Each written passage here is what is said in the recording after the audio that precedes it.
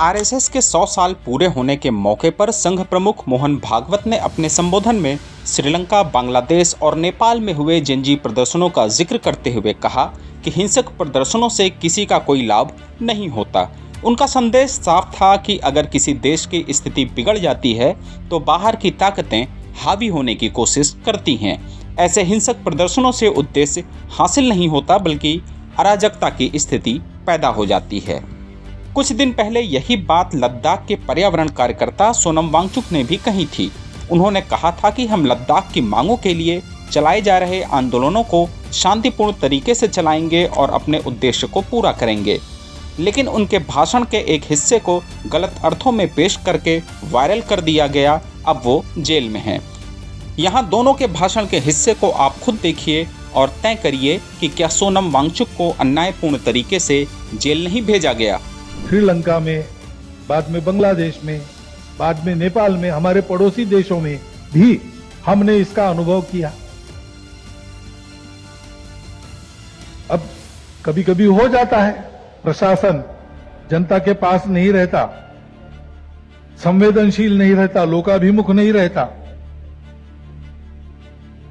उनकी जनता की अवस्थाओं को ध्यान में रखकर नीतियां नहीं बनती तो असंतोष रहता है।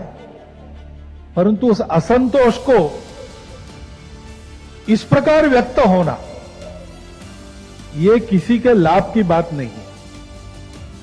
अभी प्रमुख अतिथि महोदय ने कहा, मैं अपील करता हूं लद्दाख के युवा पीढ़ी से कि वो जो भी हो इस रास्ते पर न चलें, हिंसा के रास्ते पर।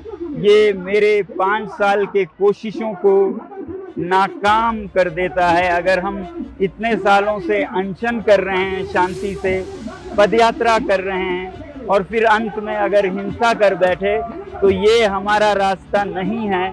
इसलिए मैं फिर युवा पीढ़ी से हाथ जोड़कर विनती करता हूं कि हम शांति के ही रास्ते से सरकार को कहें और सरकार भी, मैं चाहता हूं कि शांति के संदेश को सुने।